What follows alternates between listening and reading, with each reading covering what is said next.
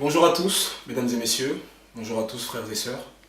Je me présente, Élisée Didi, votre frère dans la foi, et je suis devant vous avec mon frère, à qui je vais laisser le soin de se présenter dans quelques instants, pour partager la parole, pour échanger sur la parole de Dieu, dans ces temps qui sont des temps fâcheux, des temps difficiles où je me rends compte, je fais un constat et je vois que beaucoup de chrétiens ne savent plus trop où donner de la tête. Beaucoup de chrétiens sont, comme disait le prophète Élie, ballottés des deux côtés. Et je me permets, en toute humilité, d'apporter ma pierre à l'édifice. Nous nous permettons, avec mon frère, de partager la parole avec vous. Et donc, avant de commencer à partager la parole avec vous, je vais laisser le soin à mon frère qui est ici présent avec moi, de se présenter à vous également, pour qu'on puisse, en toute simplicité, partager la parole de Dieu. Bonjour à tous, moi c'est le frère Grégory et je vais te laisser la parole dans le premier temps pour parler de ce sujet. D'accord. Alors, aujourd'hui le sujet qui nous amène à faire cette vidéo, c'est un sujet qui, à mon sens, est primordial. C'est, selon les Écritures, c'est la base même de la foi chrétienne. C'est la base même de ce que nous sommes dans le Seigneur. C'est justement la divinité. Qui est Dieu? On entend beaucoup Dieu. Les musulmans parlent de Dieu, les juifs parlent de Dieu, les chrétiens parlent de Dieu, et même certaines sectes, certaines religions occultes parlent de Dieu. Et aujourd'hui, on a juste à cliquer sur Internet, Dieu, et là, on voit de tout.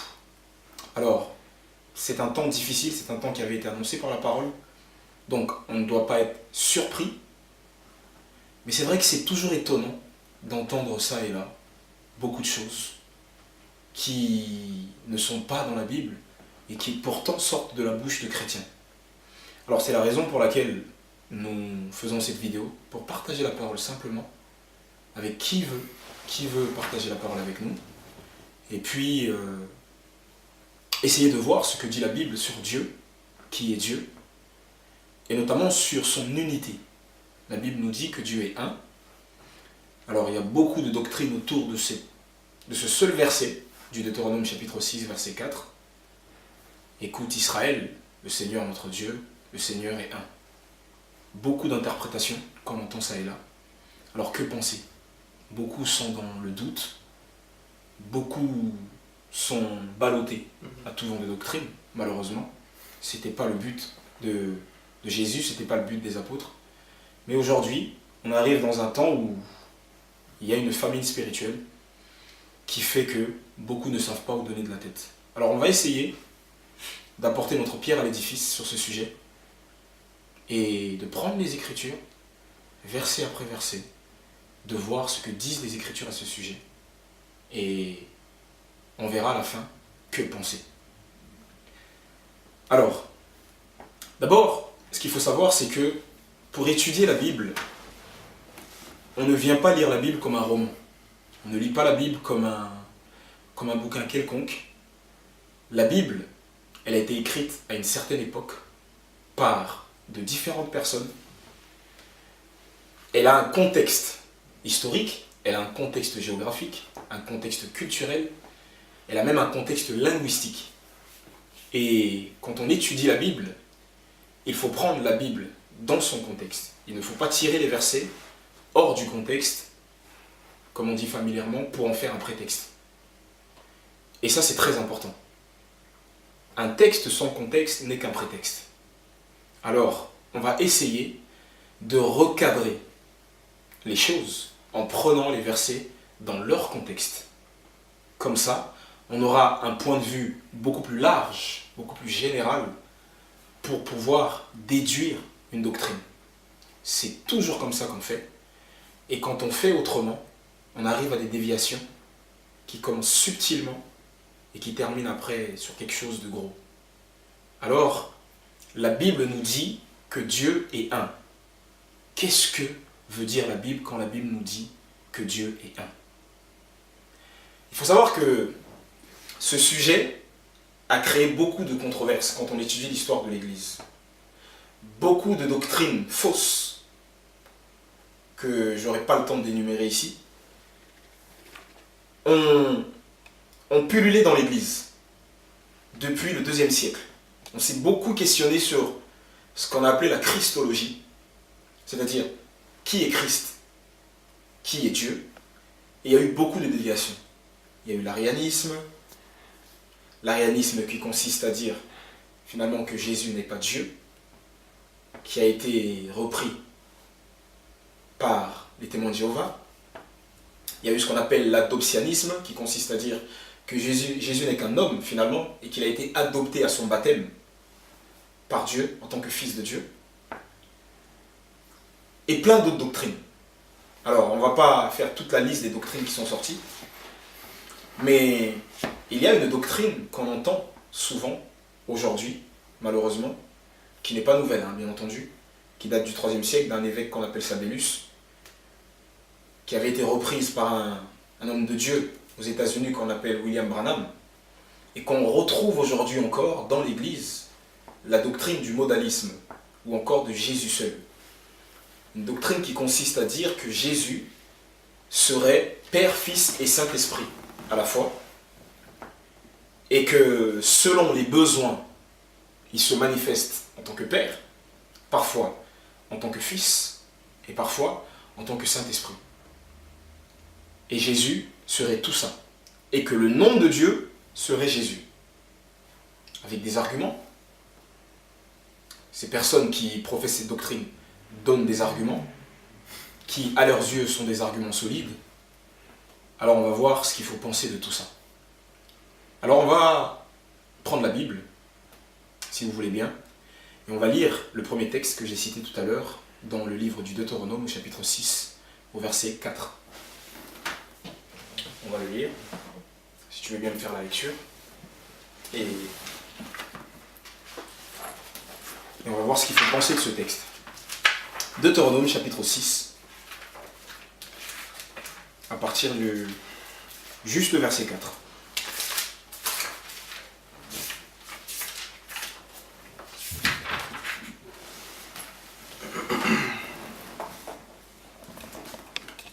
Tu le dis, hein? Oui, tu peux y aller. Merci. Ok. Alors, écoute Israël, l'Éternel notre Dieu est le seul l'Éternel. Merci. Alors je vais le lire dans le texte hébreu pour voir ce qu'il dit. Le texte hébreu nous dit ceci. Shema Israël, Adonai Eloheinu, Adonai Echad. Ce texte est devenu la confession de foi d'Israël. Pour ceux qui connaissent un peu le judaïsme, la prière du Shema est une prière importante. Tout juif doit la réciter dès le matin. Et même avant de mourir, le juif pieux a le devoir de réciter le Shema Israël. C'est l'affirmation la plus forte de la Bible. Dieu est un. Et Dieu se définit comme Echad en hébreu. Echad en hébreu signifie un. Mais en hébreu, il y a deux mots pour dire Echad, pour dire un. Echad, d'abord, qui veut dire un, mais qui signifie aussi unité, donc qui parle d'une pluralité. Et il y a le mot Yachid, qui signifie une unité monolithique. Par exemple, Abraham, le patriarche, ira sacrifier son fils, et Dieu lui dira, tu iras sur la montagne de Moria, et tu m'offriras ton fils, ton unique, ton Yachid. Pourquoi? Parce qu'Isaac était seul, une entité monolithique. Par contre, quand Dieu parle de lui, Dieu, il utilise non pas Yachid, mais Echad. Echad, encore une fois, signifiant un, mais unité, incluant une pluralité.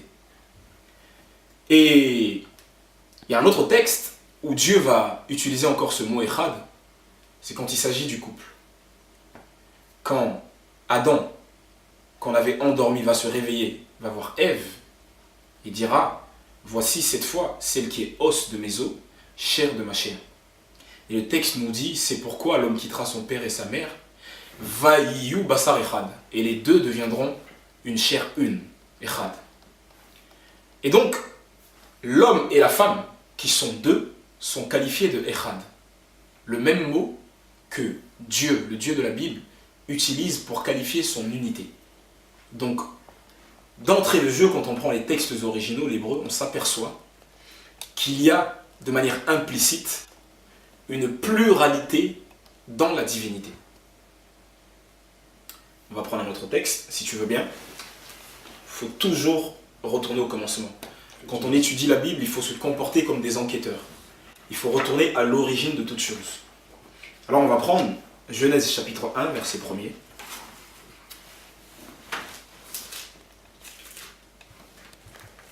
Si tu veux bien m'aider dans la lecture. D'accord. Genèse 1, verset 1, oui. Au commencement, Dieu créa les cieux et la terre était sans forme et vide. Ok, merci. Au commencement, Dieu créa les cieux et la terre. Et l'hébreu nous dit Bereshit, bara Elohim et Hashamaim ve et haaretz. Au commencement, Elohim créa. Très intéressant. Elohim en hébreu, c'est un pluriel. Et c'est un pluriel particulier. En hébreu, il y a deux types de pluriels. Il y a le pluriel pour ce qui va par deux, par paire. Par exemple, l'oreille, une oreille en hébreu se dira ozen. Deux oreilles, oznaim. Une main, yad, deux mains, yadaim. Un pied, regel, deux pieds, raglaim. Tout ce qui va par deux a un pluriel qui termine par haïm. Par exemple, pour la ville de Jérusalem. En hébreu, on dit Yerushalayim. Pourquoi? Parce que on pense qu'il y a deux Jérusalem. S'il y a une Jérusalem terrestre, c'est parce qu'il y a une Jérusalem céleste. Et donc, à partir de là, on appelle Jérusalem Yerushalayim, c'est-à-dire l'une des deux Jérusalem. Vous voyez?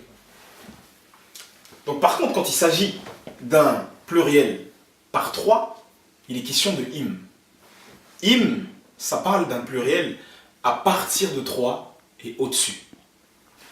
Alors, quand il est question d'Elohim dans la Bible, il est question d'au moins trois, à partir de trois et au-dessus.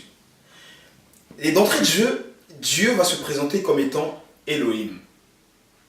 Alors certains disent, oui, mais dans la Bible, il y a aussi des autres dieux, comme Baal, comme Dagon, des Philistins, qui s'appellent Elohim. Et c'est vrai, c'est pas faux, c'est une objection qu'il faut prendre en compte. Parce qu'encore une fois, on ne cherche pas à défendre un parti. On cherche à savoir ce que la Bible a à nous dire. Et pas lui faire dire ce que nous avons envie de lui faire dire. Et donc, effectivement, Dagon et d'autres dieux païens sont appelés Elohim. Pourquoi? Il faut savoir comment se faisait la sélection des dieux païens. Les dieux païens, même les païens qui avaient un seul dieu, ce dieu-là faisait d'abord partie d'un panthéon de dieux. Il y avait toutes sortes de dieux, tout un panthéon, duquel on tirait un dieu qu'on établissait comme le dieu suprême. Donc, parce qu'il y avait plusieurs dieux dans ce panthéon, on les appelait les Elohim. D'accord? Parce que le pluriel de Elohim en hébreu, c'est El. Parce qu'il y avait plusieurs dieux, le singulier d'Elohim en hébreu, c'est El. Donc, parce qu'il y avait plusieurs dieux, on les appelait les Elohim. Mais quand on venait et qu'on tirait un dieu parmi tous ces dieux, et qu'on l'élevait au rang de Dieu suprême parmi ce panthéon, il gardait le nom d'Elohim. Ce qui fait que dans la culture ensuite cananéenne et du Moyen-Orient, même un dieu, un faux dieu qui était tout seul, gardait le nom d'Elohim. Mais il est bien évident, il est bien clair pour quelqu'un qui est un peu sérieux, qui étudie l'hébreu, qui connaît la grammaire hébraïque, Elohim est un pluriel. Donc d'entrée de jeu, Dieu, le Dieu créateur, va se présenter comme étant Elohim. Mais il y a un paradoxe tout de suite dans le texte. Elohim, le sujet, est au pluriel, et le verbe, créer, est au singulier. Donc, on peut traduire au commencement, les dieux créa. Donc, un pluriel, sujet, et un verbe qui est au singulier, créa. Qu'est-ce qu'on veut souligner quand on dit au commencement, les dieux créa? Pourquoi un sujet au pluriel, et un verbe au singulier? Tout simplement pour souligner deux choses. pluralité dans la divinité, mais en même temps unité.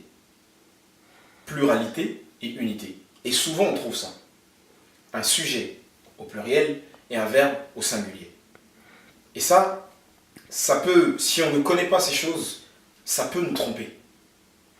Et c'est dommage, parce qu'on fait des erreurs d'interprétation, justement parce que on ne connaît pas ces choses. On ne prend pas le temps d'étudier ces choses et on va trop vite en besogne. Alors la Bible continue. On va toujours parcourir la Bible et on va aller toujours au chapitre 1 du livre de la Genèse, à partir du verset 26. On trouve quelque chose de très intéressant. Verset 26, si tu peux m'aider, s'il te plaît. Puis Dieu dit, faisons l'homme à notre image, selon notre ressemblance, et qu'il domine sur les poissons de la mer, et sur les oiseaux des cieux, et sur le bétail, et sur toute la terre, et sur tout reptile qui rampe sur la terre. Ok. Dieu dit, faisons l'homme à notre image et à notre ressemblance. Là encore une fois, deuxième texte où on voit une pluralité. Faisons l'homme à notre image. À qui Dieu parle-t-il quand il dit faisons l'homme à notre image? Premièrement, c'est pas possible que Dieu parle aux anges. C'est très intéressant, on trouve une discussion dans le Talmud. Et le Talmud nous rapporte un événement qui s'est produit dans les premiers siècles de l'Église, où des chrétiens étaient venus voir un rabbin pour lui demander, des chrétiens donc qui croyaient en la pluralité dans la divinité, sont allés voir un rabbin pour lui demander, à ce rabbin qui n'y croyait pas, comment ça se fait que Dieu dise « faisons l'homme à notre image » ? Comment ça se fait que dans Elohim, il y a une pluralité ? Et alors, il y a certains rabbins qui répondent « Dieu parle aux anges ». Ça, on le met tout de suite de côté parce qu'on sait que l'homme n'a pas été créé à l'image des anges. Sinon, les anges seraient créateurs. Or, les anges sont des créatures. D'accord ? C'est évident. Donc, Dieu a forcément créé l'homme à son image. C'est Dieu qui l'a créé à son image, ce ne sont pas les anges. Et le rabbin botte en touche. Le rabbin dit, c'est vrai qu'il y a marqué Elohim, mais il y a marqué Créa. Et quand le chrétien s'en va, le Talmud nous rapporte que les disciples de ce rabbin lui posent la question. Maître, c'est vrai ce qu'il a dit. Pourquoi c'est une pluralité? Et le rabbin répond, à chaque fois qu'un chrétien vous dira qu'il y a une pluralité, répondez-lui le verbe. Le verbe est toujours au singulier. Ça évite le débat. Donc on botte en touche. On est gêné avec ce texte. D'accord? Et donc on arrive là, ce texte-là. À qui Dieu parle-t-il quand il dit faisons l'homme à notre image? Il ne peut pas parler aux anges. Alors certains ont trouvé une solution, enfin ce qu'ils pensent être une solution, qu'ils appellent le pluriel de majesté, ou encore le pluriel d'excellence. Alors là encore, il nous faut expliquer ce que c'est que le pluriel de majesté. Le pluriel de majesté a été inventé à partir du IIIe siècle, après Jésus-Christ, pendant le règne de l'empereur Dioclétien. L'empereur Dioclétien, qui était empereur romain, avait à faire face à des invasions de barbares dans son empire. Et justement, pour pouvoir faire face à ces invasions de barbares, il a mis en place ce qu'on appelle une tétrarchie. Qu'est-ce que c'est qu'une tétrarchie? Ça vient de deux mots grecs. Thessares, qui signifie 4, archia, qui signifie gouvernement. Ça veut dire, il y avait 4 personnes qui régnaient sur l'empire. 2 Césars et 2 Augustes, qui sont des titres impériaux. Et quand on s'adressait à l'empereur, on disait vous. Pourquoi? Parce qu'il représentait les 4. Et quand l'empereur s'adressait au peuple, il disait nous avons décidé que. Pourquoi? Parce qu'il parlait au nom des 4.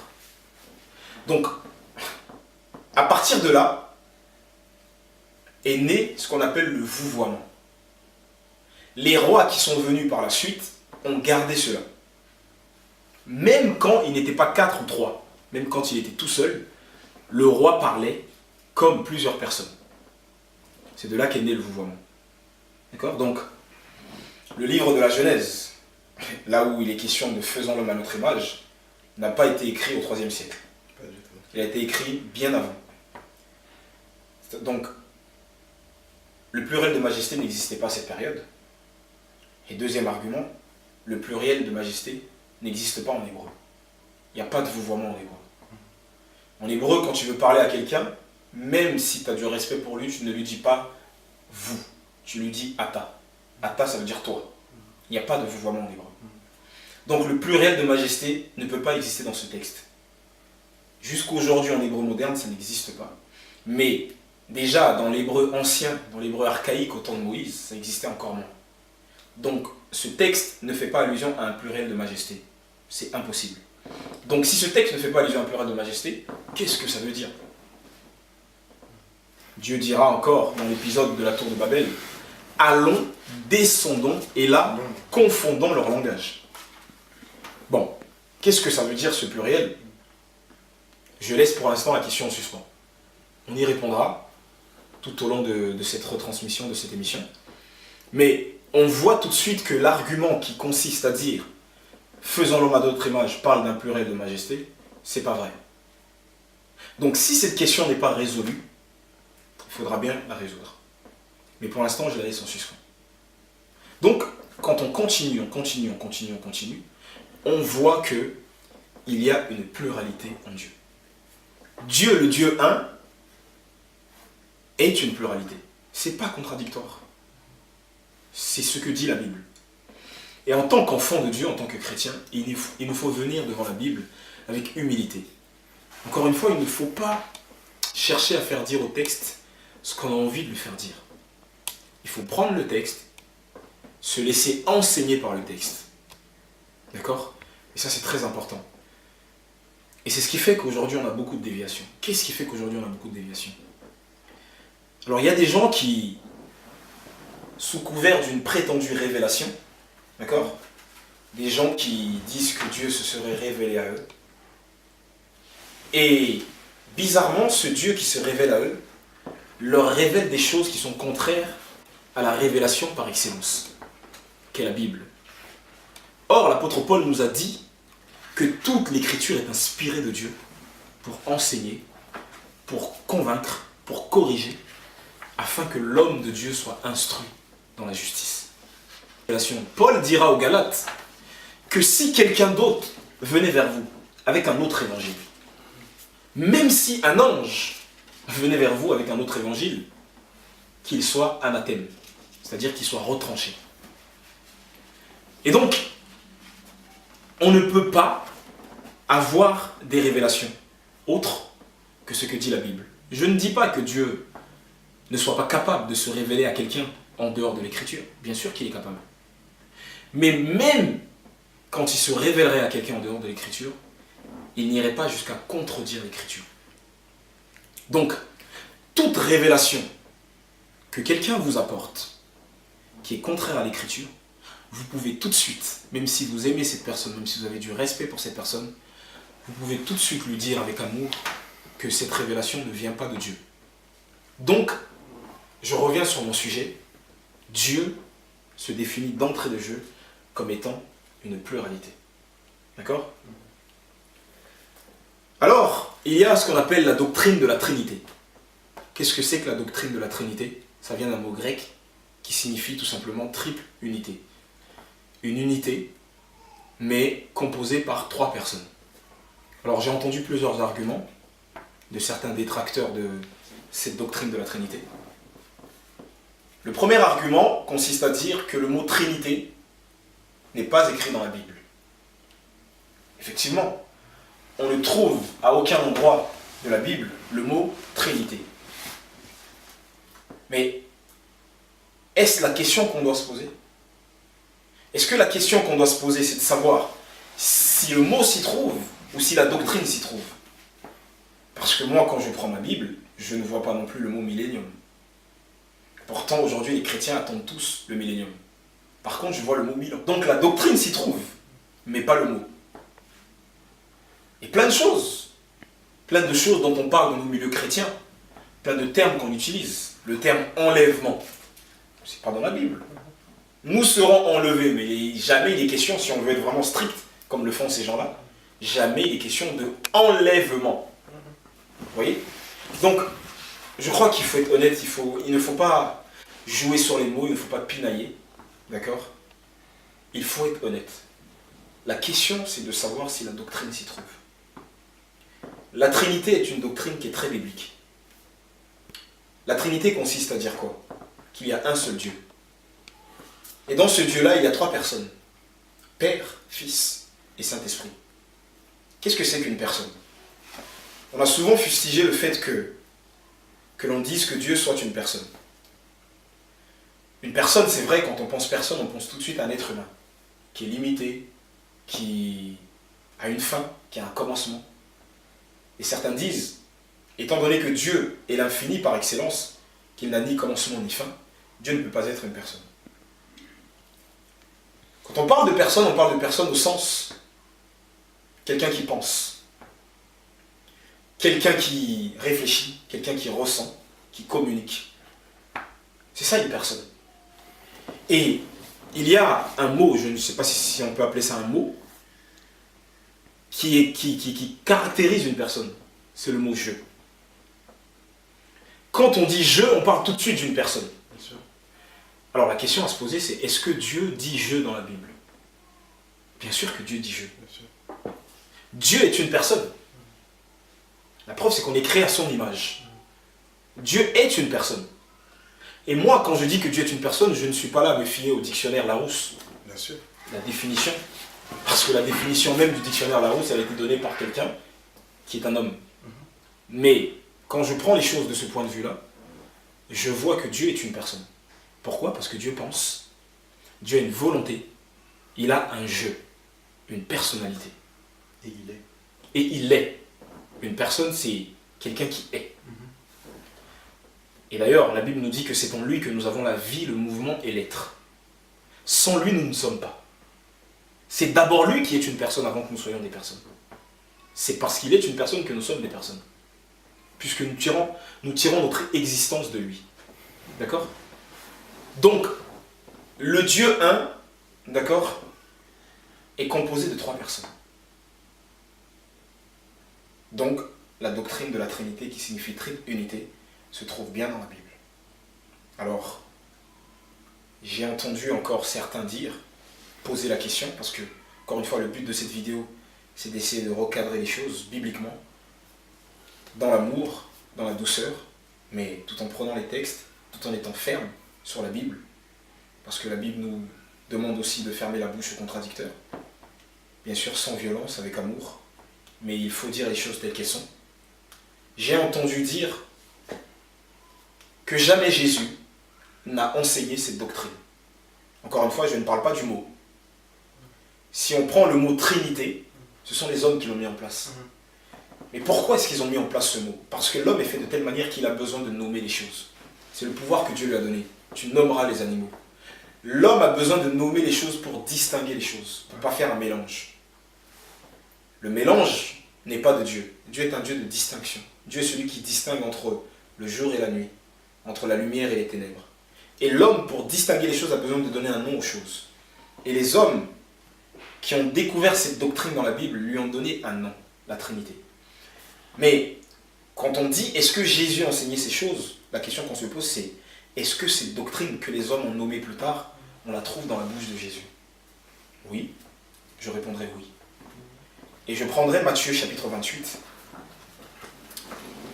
qu'on connaît tous. Matthieu 28 au verset 19.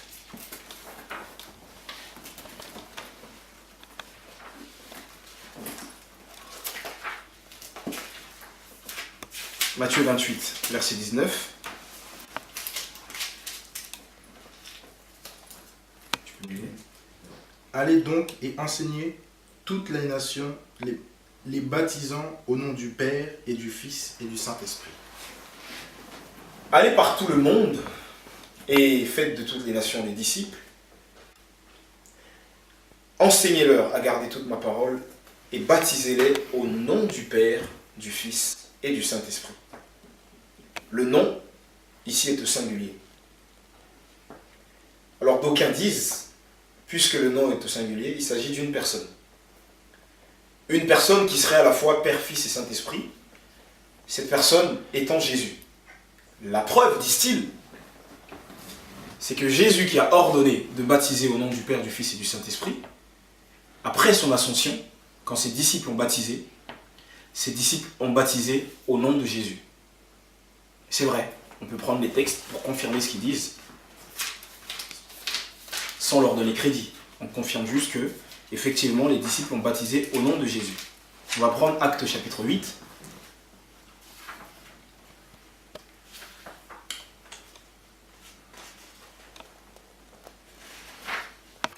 On va lire du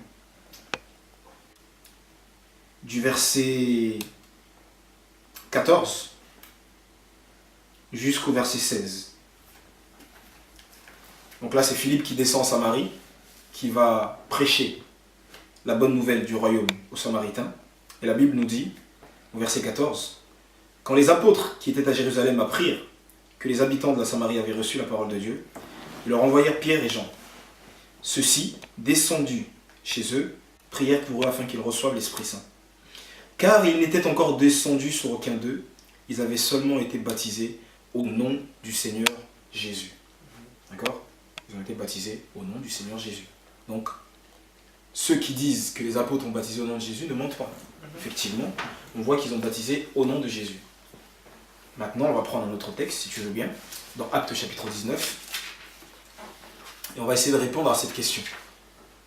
Acte 19, on va lire du verset 1er jusqu'au verset 7, s'il te plaît, si tu peux m'aider. Or, il arriva, comme Apollos était à Corinthe, que Paul, après avoir traversé tous les quartiers d'en haut, vint à Éphèse, où, ayant trouvé de certains disciples, il leur dit, « Avez-vous reçu le Saint-Esprit quand vous avez cru ?» Et ils lui répondirent, « Nous n'avons pas même entendu dire s'il y avait un Saint-Esprit. » Et il leur dit, « De quel baptême donc avez-vous été baptisés ?» Ils répondirent, « Du baptême de Jean. » Alors Paul dit, « Il est vrai que Jean a baptisé du baptême de repentance, disant au peuple qu'ils crurent en celui qui venait après lui, c'est-à-dire en Jésus-Christ. Et ayant ouï ces choses, ils furent baptisés au nom du Seigneur Jésus. » Ok, merci.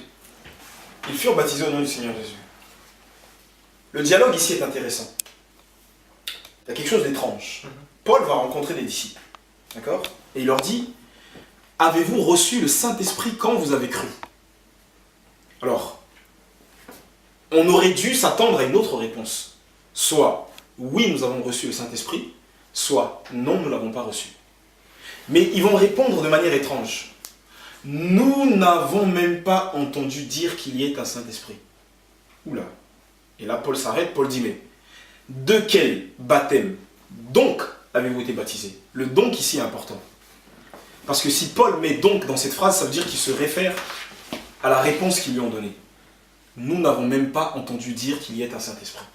Et Paul dit donc. Je prends un exemple que j'aime souvent prendre. Je vois sur Paris un homme qui a un t-shirt USA, États-Unis. Et je lui dis, comment vas-tu? Ça va. Alors, comment va New York? Et cet homme me répond, moi je m'attends à ce qu'il me dise, New York ça va. Ou alors New York, il y a des problèmes en ce moment. Mais cet homme me répond en me disant, je n'ai jamais entendu parler d'une ville qui s'appelle New York. D'accord? Alors, moi tout de suite je vais lui poser la question, mais de quel pays donc viens-tu? Pourquoi? Parce que si tu venais des États-Unis, tu connaîtrais au moins qu'il y avait une ville qui s'appelle New York. Si tu me réponds que tu n'as même pas entendu parler de New York, ça veut dire que tu n'es pas américain. D'accord? Donc si tu réponds à Paul, je n'ai même pas entendu dire qu'il y avait un Saint-Esprit, ça veut dire tout simplement, dit Paul, tu n'as pas été baptisé du bon baptême. Pourquoi? Parce que si tu avais été baptisé du bon baptême, même si tu n'avais pas reçu le Saint-Esprit, tu aurais au moins entendu parler d'un Saint-Esprit. Mais la preuve que tu me dises que tu n'as pas entendu parler d'un Saint-Esprit, pour moi c'est la preuve que tu n'as pas été baptisé du bon baptême. Et la preuve c'est que tu me réponds que tu as été baptisé du baptême de Jean. Paul dit non. Et Paul les rebaptise au nom du Seigneur Jésus. Alors quand on a dit ça, on n'a pas tout dit, on n'a pas réglé le problème. C'est bien ce que tu nous dis, peuvent me dire certains. Alors pourquoi est-ce que Paul les rebaptise au nom du Seigneur Jésus? Pour ceux qui connaissent un peu l'histoire, qui ont étudié l'histoire au temps du Nouveau Testament, ces gens-là sauront ou savent qu'à l'époque en Judée, au temps du Seigneur Jésus et de Jean-Baptiste, il y avait beaucoup de baptêmes, beaucoup de gens baptisés. Pourquoi? Parce que selon la pensée juive de l'époque, on attendait le Messie. On savait que le Messie devait venir à cette période. Et dans la pensée hébraïque, pour avoir part à la venue du Messie, pour faire partie du peuple qui accueillera le Messie, il fallait être pur. Pur, ça passait aussi par le baptême. En se plongeant dans l'eau, on était pur. Le baptême, ce n'est pas une institution chrétienne. Non. Le baptême, c'est une institution juive. Les Juifs ont pris le texte dans l'Écriture, dans les livres du Lévitique, qui parle d'impureté rituelle. Si quelqu'un se souille son corps par un mort, par une bête morte, il se lavera dans l'eau et il sera pur. Alors, les Juifs ont compris cette prescription comme étant une obligation de se plonger tout entier dans l'eau. Et pour ceux qui connaissent un peu la synagogue, quand vous allez dans une synagogue, dans chaque synagogue, il y a ce qu'on appelle un mikvé, un baptistère, où chaque Shabbat, on se plonge. Et donc, à l'époque de Jésus, une des conditions pour être pur, pour avoir part à la venue du Messie, c'était le baptême. Et il y avait beaucoup de groupes qui baptisaient.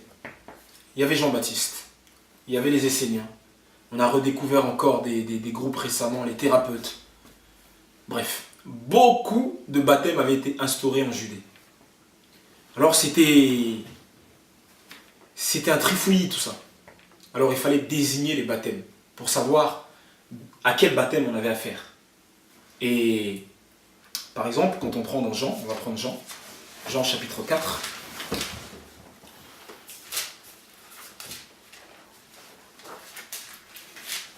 Jean chapitre 4. On va lire les versets 1 et 2. Il est dit ceci, Jean 4, versets 1 et 2. Le Seigneur sut que les pharisiens avaient appris qu'il faisait et baptisait plus de disciples que Jean. Toutefois, Jésus ne baptisait pas lui-même, mais c'était ses disciples. Donc, le Seigneur Jésus, avant même d'ordonner aux disciples de baptiser les nations, il avait déjà instauré un baptême. Et la Bible nous dit, la différence entre le baptême de Jésus et tous les autres baptêmes qu'il y avait en Judée à cette époque-là, c'était que Jésus ne baptisait pas lui-même. Le baptême était réservé à ses disciples. Donc, en ce qui concerne le baptême de Jean, on pouvait l'appeler baptême de Jean. Pourquoi? Parce que non seulement c'est Jean qui a institué ce baptême, mais c'est Jean qui baptisait lui-même. Le baptême des Esséniens, on pouvait l'appeler baptême des Esséniens, parce que c'est eux qui ont institué ce baptême, et c'est eux-mêmes qui se plongeaient dans l'eau, sans que personne les plonge. Par contre, le baptême de Jésus, on ne pouvait pas l'appeler baptême de Jésus. Pourquoi? Pour la simple raison que Jésus, bien qu'il ait institué ce baptême, ne baptisait pas lui-même. Alors comment est-ce qu'on appelait ce baptême? On appelait ce baptême baptême au nom de Jésus.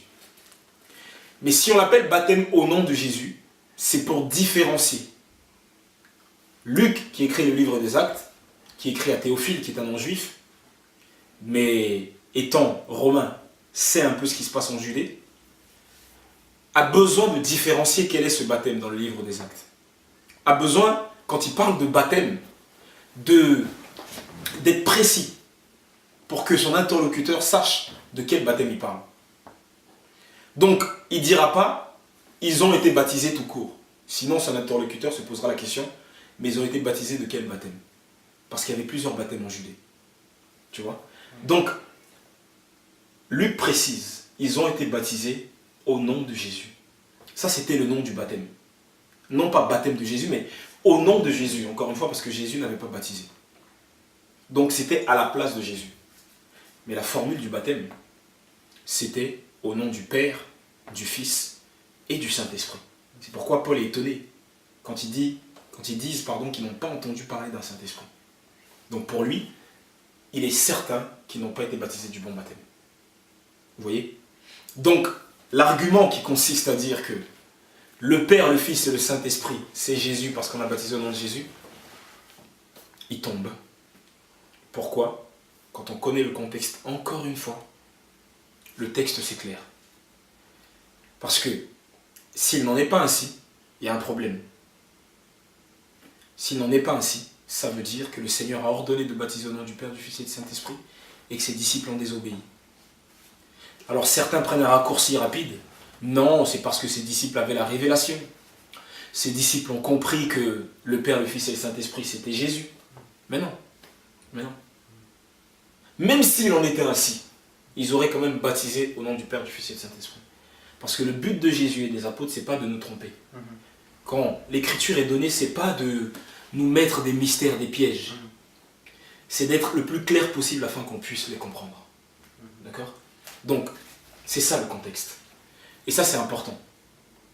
Donc, Jésus a enseigné ces choses. Jésus a dit dans Jean chapitre 17, on ne va pas le prendre pour gagner du temps, Jésus a dit ceci, Jean 17, il dit, Père, glorifie-moi de la gloire que j'avais auprès de toi avant que le monde ne soit. Donc, il y a une gloire que Jésus avait auprès du Père avant que le monde ne soit. Et là, je crois qu'il n'y a pas besoin de faire des grandes études, il n'y a pas besoin d'aller dans une école, dans une université pour comprendre ce que ça signifie auprès. Quand on dit auprès de toi, ça veut dire tout simplement que avant que le monde ne soit, Jésus, le Fils de Dieu, était auprès du Père, à côté. Comme nous le dit Jean chapitre 1, au commencement était la parole était avec Dieu, et la parole était Dieu. Donc, il y a deux choses. La parole qui est Dieu, et la parole qui est avec Dieu. Et ça, c'est important. Et donc, Jésus dit, ça c'est Jésus qui l'enseigne, parce que les gens qui professent cette doctrine de Jésus seul disent jamais Jésus n'a enseigné de pareilles choses. Et on voit bien dans l'Écriture que Jésus a fait une distinction, d'accord, entre le Père et lui. Il dit qu'il avait la gloire auprès du Père. Deuxième argument, disent-ils, les apôtres n'ont jamais enseigné cela. Donc, les apôtres n'ont jamais enseigné qu'il y avait une distinction entre le Fils, le Père et le Saint-Esprit.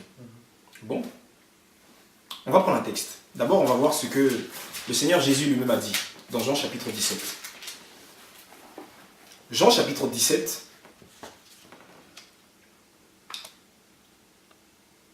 pardon, Jean chapitre 16, excuse-moi, Jean chapitre 16. Jésus va parler, il va dire ceci, à partir du verset 12. J'ai encore beaucoup de choses à vous dire, mais vous ne pouvez pas les comprendre maintenant. Quand il sera venu, l'Esprit de vérité, il vous conduira dans toute la vérité, car ses paroles ne viendront pas de lui-même, mais il parlera de tout ce qu'il aura entendu et vous annoncera les choses à venir. Lui me glorifiera, parce qu'il prendra de ce qui est à moi et vous l'annoncera. Tout ce que le Père a est à moi, c'est pourquoi j'ai dit qu'il prendra de ce qui est à moi et vous l'annoncera. C'est intéressant. On parlait tout à l'heure des personnes. Et Jésus va parler du Saint-Esprit en disant, quand il sera venu, il ne parlera pas de lui-même.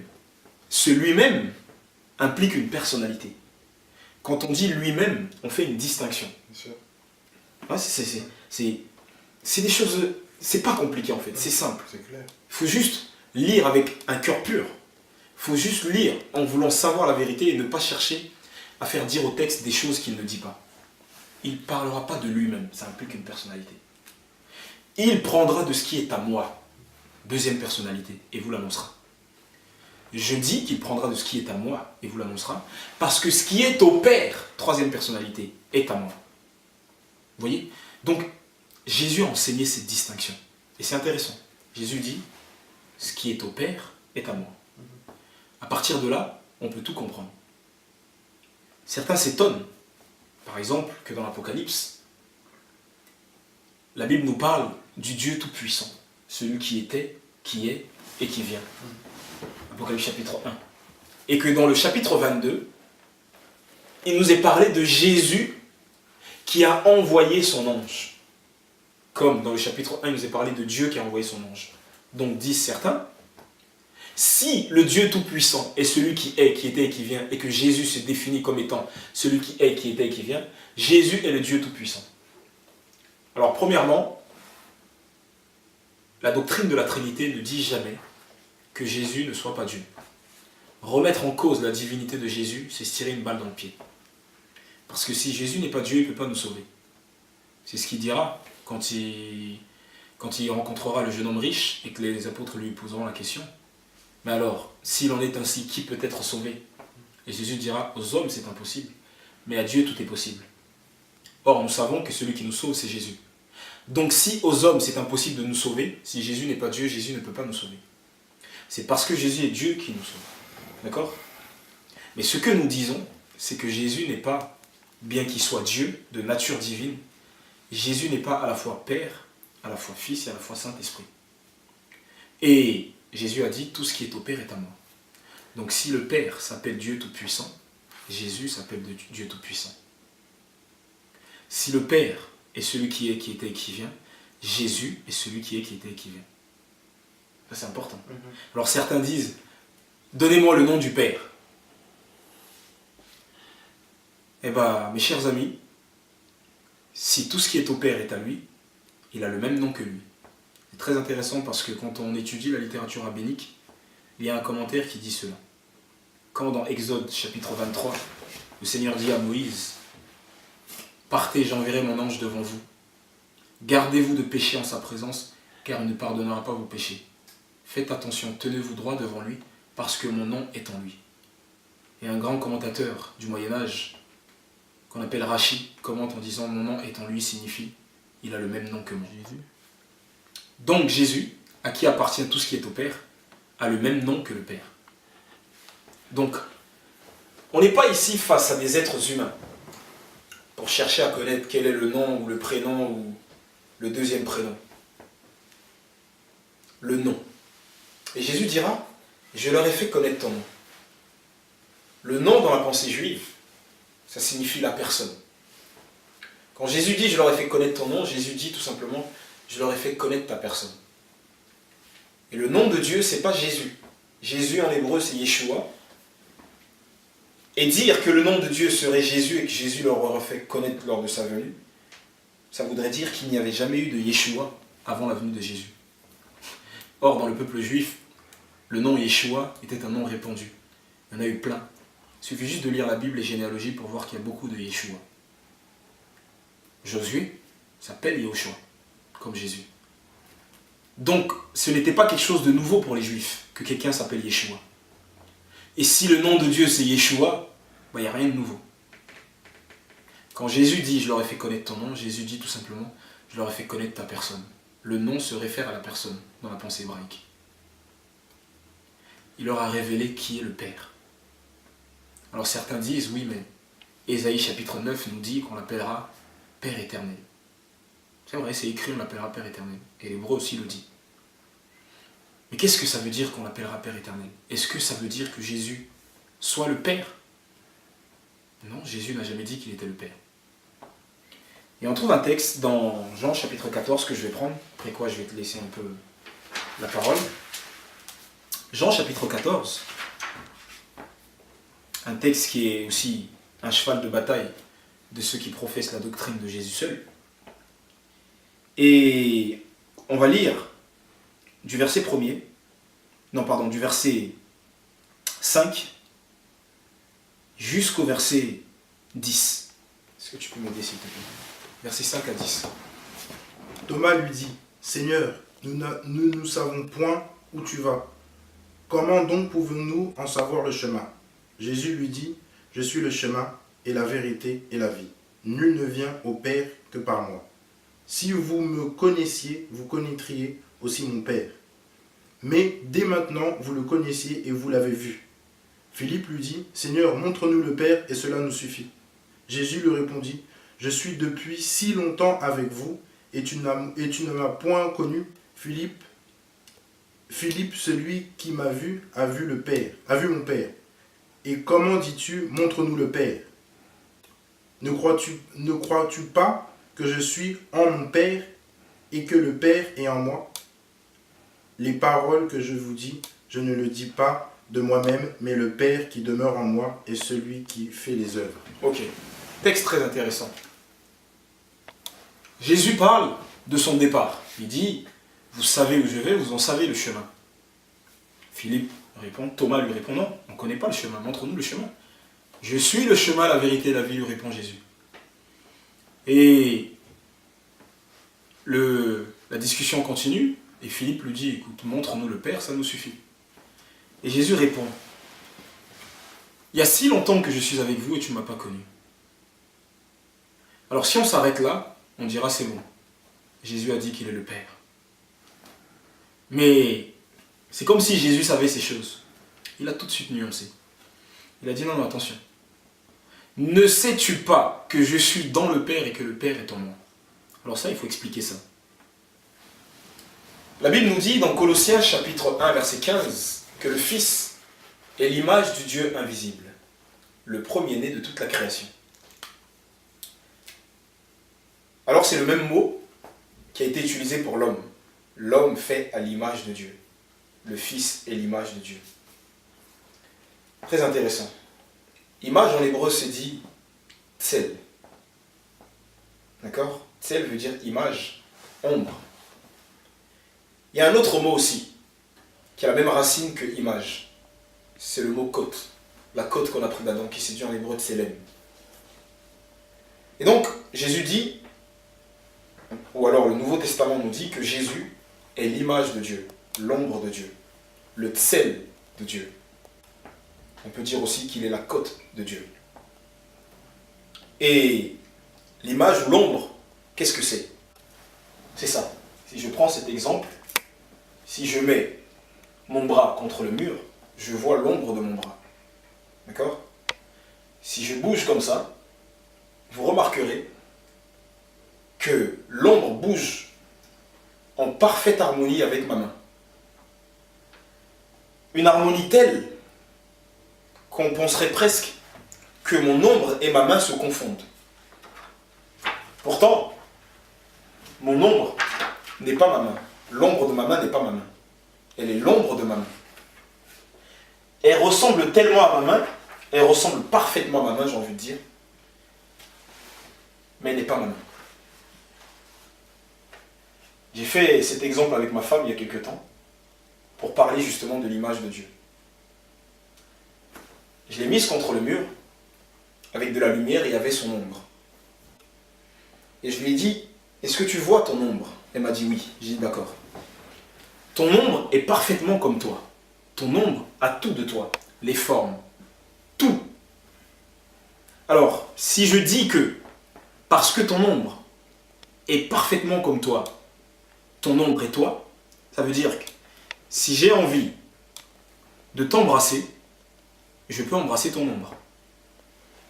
Alors, si je me mets à embrasser son ombre, parce que je me dis que son ombre c'est elle, eh ben je vais me retrouver contre le mur. Pourquoi? Parce que bien que l'ombre soit en tout point pareille que la réalité, l'ombre n'est pas la réalité. Et Jésus, qui est l'image du Dieu invisible, il a tout du Père. Mais il n'est pas le Père. Alors, ce serait absurde, mon frère, si je voyais ton ombre contre le mur, de demander à ton ombre, ombre de Grégory, montre-nous Grégory. C'est absurde. C'est exactement ce que Philippe a fait.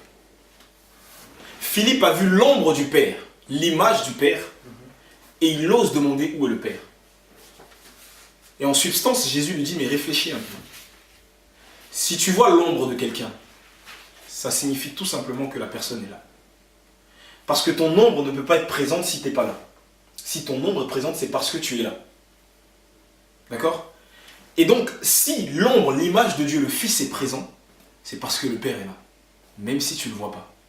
Parce que Dieu a dit à Moïse, personne ne peut me voir et vivre. Donc on ne peut pas le voir. Par contre, si on a vu l'image, on a vu la réalité. Et tout de suite après, Jésus prend le soin de distinguer. Ne sais-tu pas que je suis dans le Père et que le Père est en moi? Il prend le soin de distinguer pour pas qu'on dise qu'il a dit qu'il est le Père. Ça, c'est très important. Et dans d'autres textes, il dira, le Père est plus grand que moi. Les œuvres que je fais ne viennent pas de moi, elles viennent de mon Père. Il prend toujours le soin de distinguer. On a dit aussi que Tselem voulait dire côte. Et encore une fois, Dieu prend toujours exemple avec le couple. Ève a existé depuis qu'Adam a existé. Mais elle était en Adam. De même que Dieu est éternel, le Père est éternel, le Fils est éternel. Mais il est à l'intérieur. Et c'est parce que le Fils était de toute éternité en Dieu qu'un jour il est sorti. Il est sorti comme Ève qui était de tout temps en Adam et qui est sorti quand Dieu l'a voulu. Et c'est ce que nous dira Jean dans le chapitre 1. Personne n'a jamais vu Dieu. Le Fils unique qui est dans le sein du Père. Très intéressant. Jean, quand il écrit, Jean écrit son évangile, d'accord, au moment où le Seigneur Jésus est remonté. Parce que d'aucuns disent que le Fils, c'est le Seigneur Jésus dans son humanité. Et le Père, c'est le Seigneur Jésus dans sa divinité. D'accord? Donc, le Fils ne se réfère qu'à l'homme, Jésus l'homme. Or, la Bible nous dit le Fils qui est dans le sein du Père. Donc, quand Jean écrit son évangile, quand il écrit qui est dans le sein du Père, c'est au moment où Jésus est déjà remonté. Donc, il n'est plus dans l'humanité, il n'est plus sur terre. Mais Jean dit le Fils qui est dans le sein du Père. Autre épisode, l'eunuque éthiopien. L'eunuque éthiopien va adorer à Jérusalem, il revient. Le Seigneur envoie Philippe lui parler. Et Philippe lui annonce la bonne nouvelle du royaume, lui qui lisait le rouleau d'Ésaïe. Et quand il a fini de lui annoncer la bonne nouvelle, donc qui concerne Jésus, il voit de l'eau, il pose la question, voici de l'eau, qu'est-ce qui empêche que je sois baptisé? Philippe lui dit, si tu crois, tu peux. Si tu crois à quoi? À ce que je viens de t'annoncer. Et qu'est-ce qu'il répond? Il dit, je crois que Jésus est le Fils de Dieu, au présent.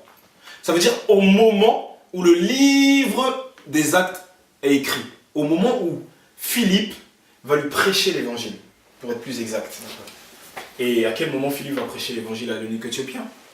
Jésus est déjà remonté au ciel. Et l'eunuque éthiopien ne dit pas, je crois que Jésus était le Fils de Dieu quand il était sur terre. Non, Jésus est au moment où je le dis. C'est-à-dire, il est déjà au ciel. Étienne, le premier martyr, dira, je vois les cieux ouverts et le Fils de Dieu debout à la droite de Dieu. Là, on ne parle pas ici du Jésus sur terre. Un autre texte qu'on va prendre dans l'Apocalypse, parce qu'on nous dit, on est toujours sur l'argument qui consiste à dire que le Fils de Dieu, c'est l'humanité de Jésus. Bon, on va voir ce que dit la Bible. Apocalypse chapitre 2, pardon. Apocalypse chapitre 2. Est-ce que tu peux me lire, s'il te plaît, le verset 18? Chapitre 2, verset 18. Alors, écrit aussi à l'ange de l'église de Thyatire, le Fils de Dieu qui a ses yeux comme une flamme de feu et dont les pieds sont semblables à de l'airain, très luisant, dit ces choses. Ok. D'aucuns disent que l'Apocalypse, très justement d'ailleurs, l'Apocalypse c'est le dernier livre de la Bible. C'est la révélation. Donc dans l'Apocalypse, plus rien n'est voilé. Tout est dévoilé. Et l'Apocalypse commence comment? Révélation de Jésus-Christ. Et ces gens-là s'arrêtent là. Ces gens-là disent l'Apocalypse c'est la révélation de Jésus-Christ, donc il est question que de Jésus-Christ. C'est Jésus seul. Non, il faut lire la suite du verset. Révélation de Jésus-Christ que Dieu lui a donné. Donc même l'Apocalypse, le livre de la dernière révélation, fait la distinction. Et au verset 18 du chapitre 2, ainsi dit le Fils de Dieu. Là, ici, on n'est plus dans la période de Jésus sur terre en tant qu'être humain. Jésus glorifié. Il dit, ainsi dit le Fils de Dieu. Donc, même au ciel, même dans sa gloire, comme il avait prié au Père, glorifie-moi de la gloire que j'avais auprès de toi avant que le monde ne soit. Là, ici, il a retrouvé cette gloire qu'il avait auprès de lui. Et même dans la gloire, il se définit lui-même comme étant le Fils de Dieu. Le Jésus terrestre, le Jésus humain, c'est le fils de David. C'est ce que dira Paul dans l'Épître aux Romains. Fils de David selon la chair, déclaré fils de Dieu avec puissance, par l'esprit de sainteté, par sa résurrection d'entre les morts. Donc, son côté divin, c'est le fils de Dieu, et son côté humain, c'est le fils de David. C'est important de redresser les choses. Et ces gens-là prennent des textes, comme le texte de Melchitsédek, pour dire que Melchitsédek, il est dit que Melchitsédek était sans père, sans mère. Mais le texte continue en nous disant, il est rendu semblable au Fils de Dieu. Or, ces mêmes gens disent que le Fils de Dieu, c'est l'humain. Or, en tant qu'humain, Jésus avait une mère. Donc il y a contradiction. Et le problème, c'est que quand on s'écarte de la Bible, quand on s'écarte de l'Écriture, quand on veut créer sa doctrine, on arrive à des absurdités, des contradictions dont on ne peut plus se sortir. Pourquoi ? Parce que la Bible est remplie de la doctrine de la Trinité, même si elle n'est pas nommée Trinité. Je prends un autre texte qui parle de la doctrine de la Trinité, pour montrer que Jésus a enseigné ça, les apôtres ont enseigné ça. 1 Jean chapitre 5. On va prendre 1 Jean chapitre 5, et on va lire le verset 7. Si tu peux me le lire, s'il te plaît.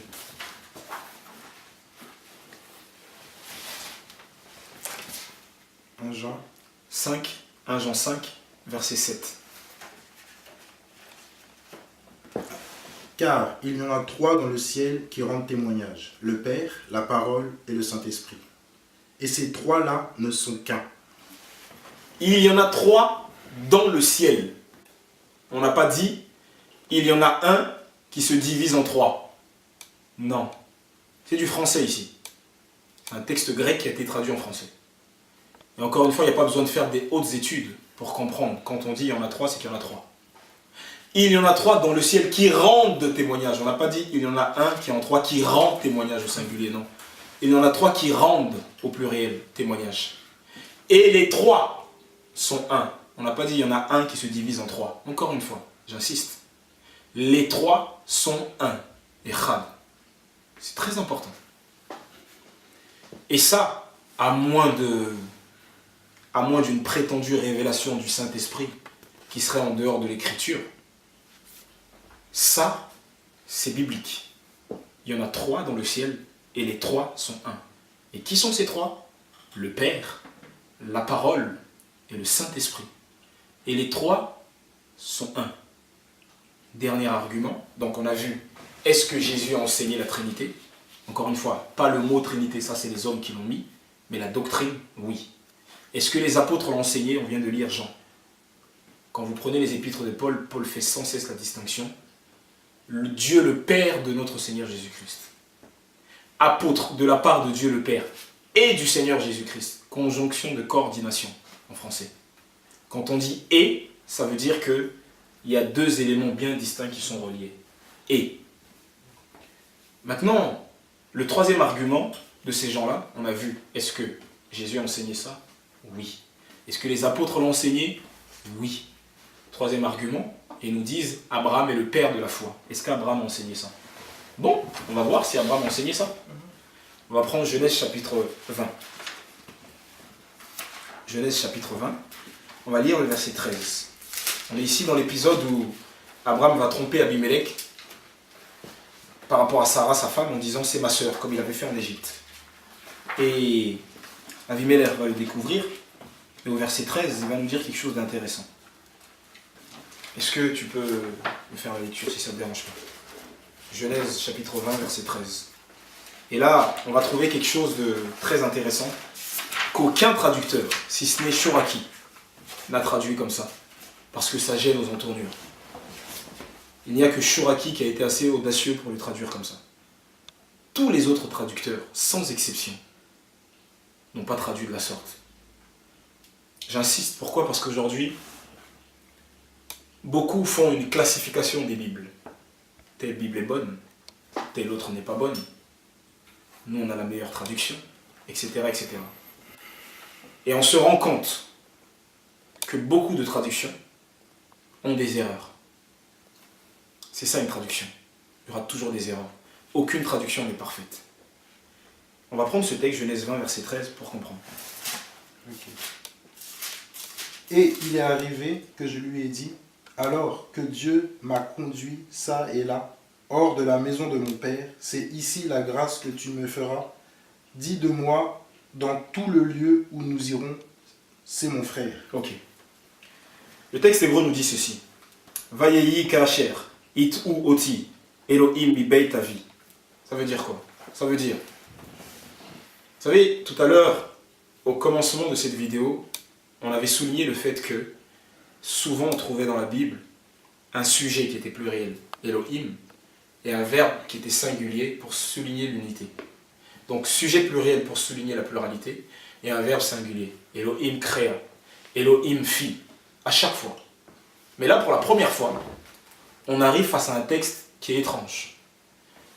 Abraham dit littéralement, on traduit lorsque Dieu m'a fait errer, c'est pas vrai. Le texte hébreu nous dit Elohim it ou, c'est un pluriel.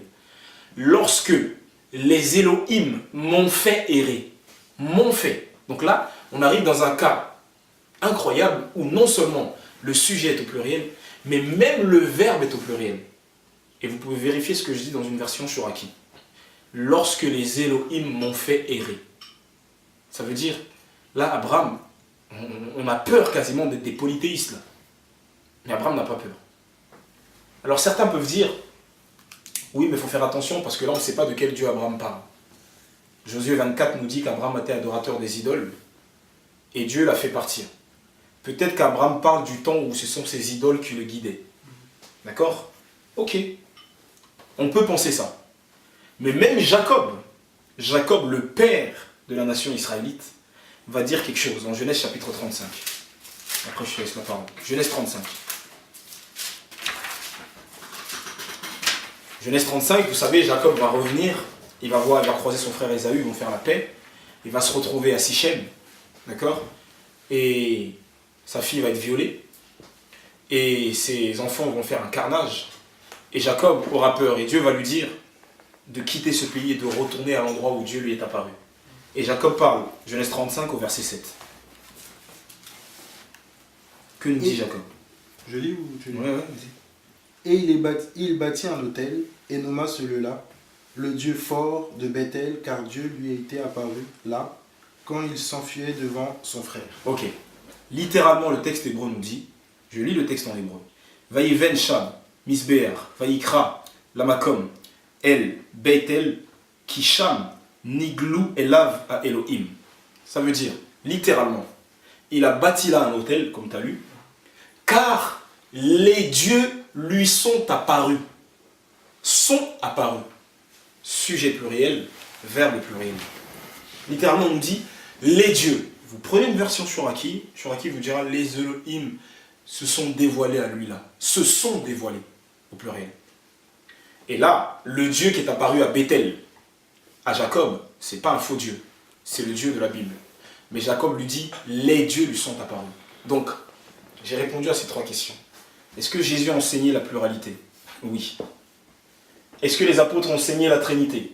Oui. Jésus a parlé du Père, du Fils et du Saint-Esprit. Les apôtres ont parlé du Père, du Fils et du Saint-Esprit. Est-ce que Abraham, le père de la foi, en a parlé? Oui, Abraham en a parlé. Et j'ai même rajouté, Jacob en a parlé. Donc, cette doctrine, à moins d'être entêtée, à moins de ne pas vouloir comprendre ce que nous dit la Bible, et c'est triste, à moins de vouloir faire sa propre doctrine, il est bien évident dans la parole de Dieu que cette doctrine s'y trouve. On veut changer le nom Trinité? Ça ne me dérange pas. Donnons-lui le nom qu'on veut. Tant que la doctrine est reconnue, ça me va parfaitement. Alors, je ne sais pas ce que tu veux dire sur ce sujet. Sur cette doctrine, en tout cas, tu as bien présenté la doctrine. Donc, je ne vais ni rebondir sur la doctrine, ou ni reprendre ce que tu as dit. Mais par contre, je serais obligé de dire qu'il y a des choses qu'on entend. Hein, il y a plein de choses qu'on entend à travers le net. Et ça m'attriste. C'est des choses qui m'attristent parce que il y a des personnes aussi qui posent comme ça des questions à d'autres. Et c'est des personnes qui ne connaissent, qui ne veulent pas rentrer là-dedans, qui ne rentrent pas forcément là-dedans. C'est des chrétiens. Il y a des chrétiens qui ne rentrent pas forcément là-dedans. Des chrétiens sincères. Et à cause de cela, ben, ils n'ont pas les bonnes questions ou ils n'ont pas la bonne réponse. Et on a entendu dire que, comme tu as effleuré ce sujet, que Jésus, fils, il n'est que fils quand, Il est sur terre. Quand il est sur terre. D'accord? Et effectivement, il y a plein de passages qui nous démontrent que non, que c'est pas ça. Et aussi, mis à part parler du Fils en étant sur terre, la Bible nous dit de croire à ce que le Fils dit. Alors, on va prendre ce passage-là. D'accord. Jean 3. Oui. Jean 3.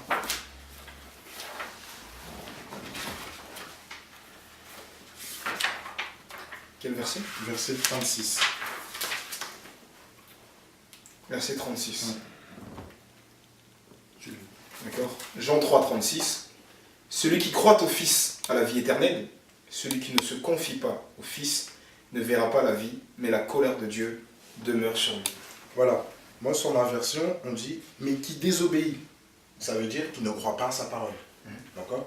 Alors, Jean 17. Prends.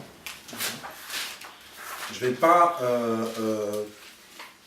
trop interpréter, parce qu'on va dire que c'est mon interprétation, mais on va parler avec les Écritures. Et Jean 17, D'accord. à partir du verset 20.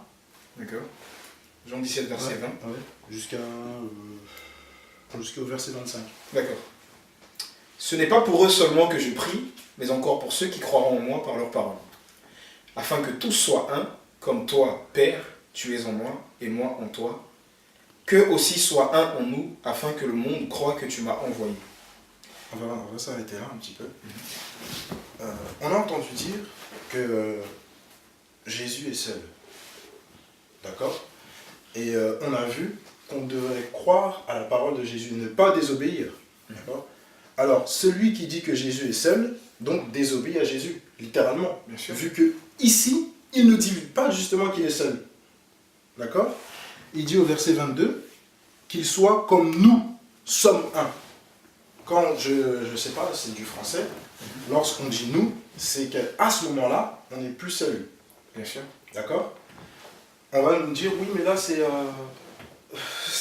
Jésus homme. Ok, d'accord, c'est Jésus homme. De toute façon, on va voir que le Jésus homme tout à l'heure, on va le rayer tout de suite. Mais, même si c'est Jésus homme, la Bible nous dit de croire au Fils. Et quand on dit Fils, d'après cette doctrine, Fils, ça veut dire dans son état humain.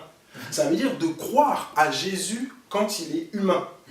Et là, Jésus, quand il est humain, c'est ce qu'il dit. Il dit littéralement, nous sommes.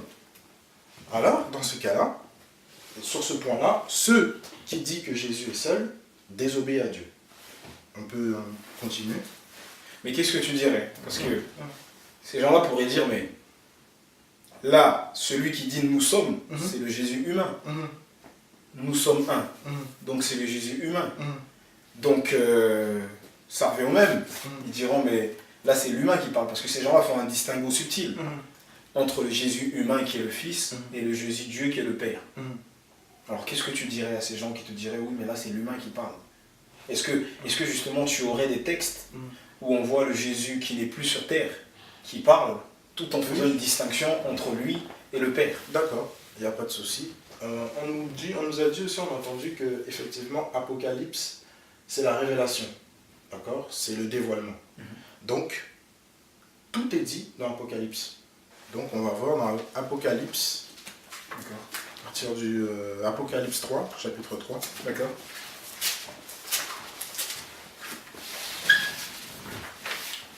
Apocalypse 3. Ouais, à partir du verset 12. Verset 12. Ok. Apocalypse chapitre 3, verset 12. Il est dit ceci. Je lis à partir du verset 11. Non, vas-y. Je viens bientôt, tiens ferme ce que tu as, afin que personne ne prenne ta couronne. À celui qui vaincra, je ferai de lui une colonne dans le temple de mon Dieu, et il n'en sortira plus.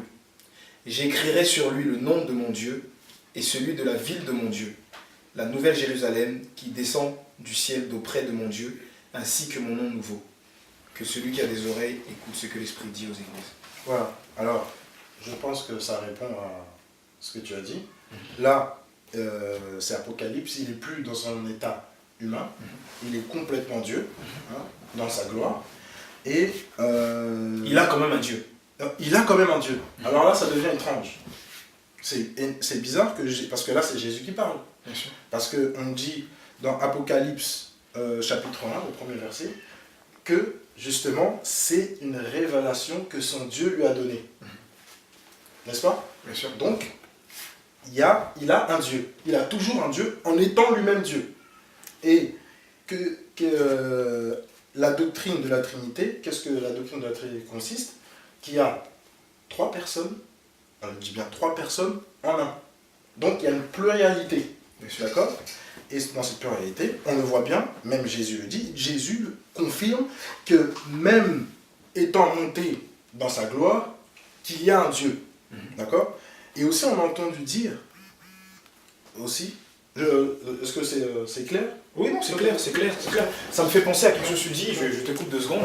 Quand tu dis « étant Dieu, il a un Dieu », ça me fait penser au passage que l'on trouve dans Hébreux, si on peut le prendre, on reviendra tout à l'heure sur ce passage. Hébreux chapitre 1,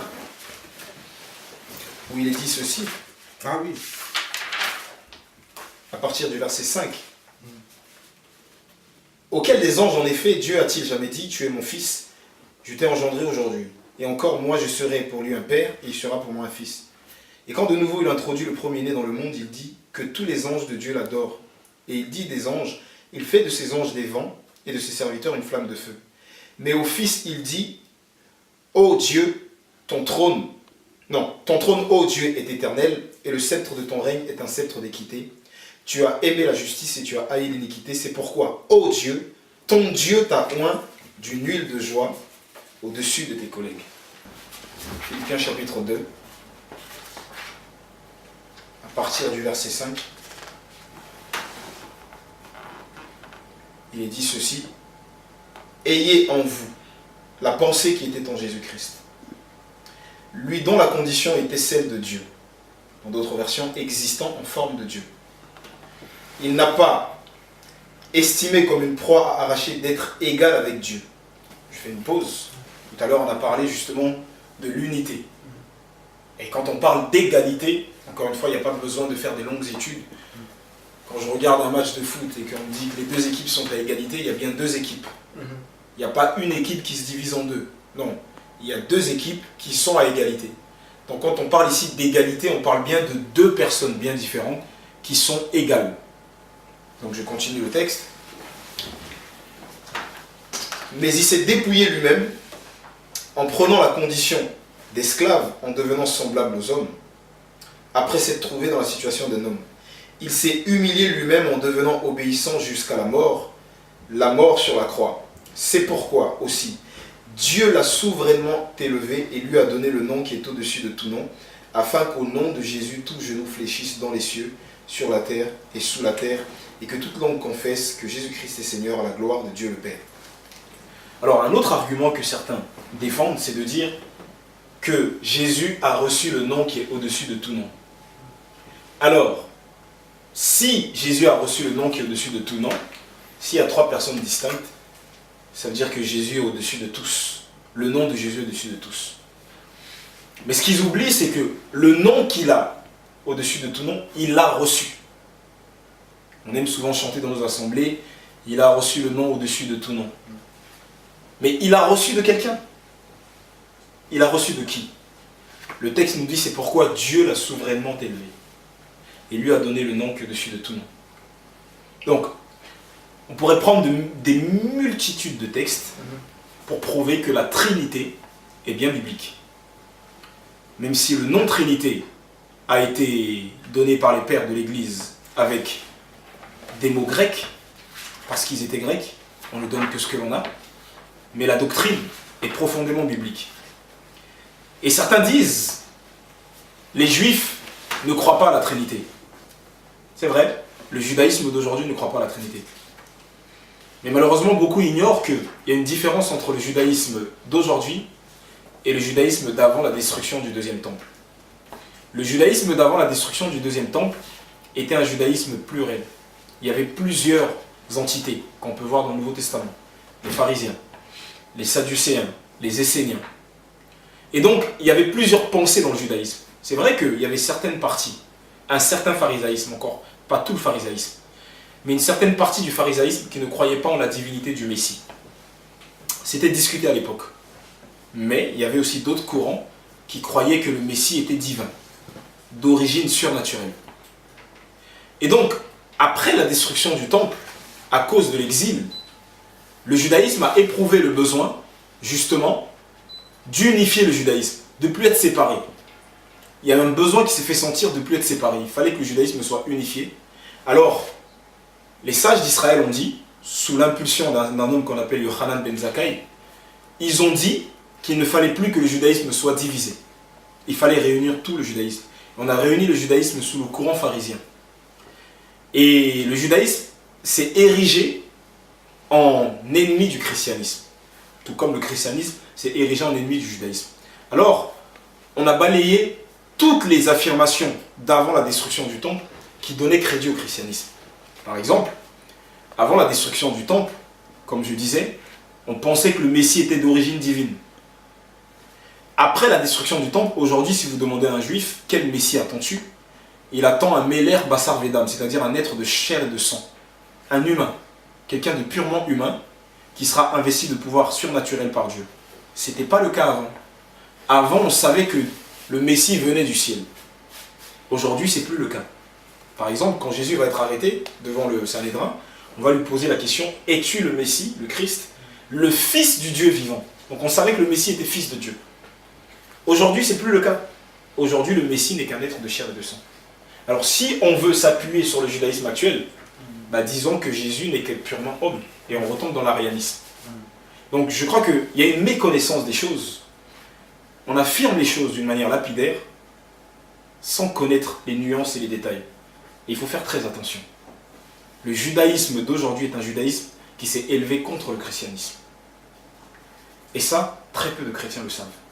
Alors il faut faire, quand on étudie le judaïsme, c'est très bien parce que ce sont nos racines. Mais il faut faire un distinguo très important entre le judaïsme du temps de Jésus, c'est-à-dire avant la destruction du temple, et le judaïsme après la destruction du temple, qui a rayé beaucoup de choses. Et ça, c'est très important. Il y a dans le judaïsme une pensée qui est sortie de manière officielle au Moyen-Âge et qui existait dans les cercles marginaux avant le Moyen-Âge, qu'on appelle le Raza Yashlosha. Qu'est-ce que c'est que le Raza Yashlosha? Le mystère des trois.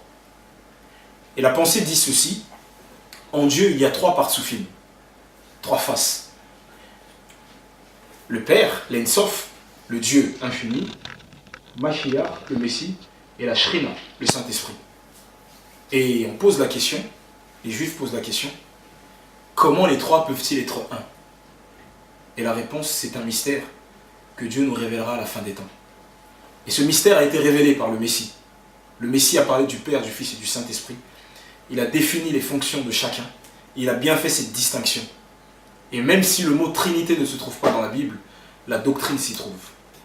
Par contre, la doctrine de Jésus seul, où Jésus sera en même temps Père, Fils et Saint-Esprit, où le nom de toute la divinité serait Jésus, ne se trouve pas dans la Bible.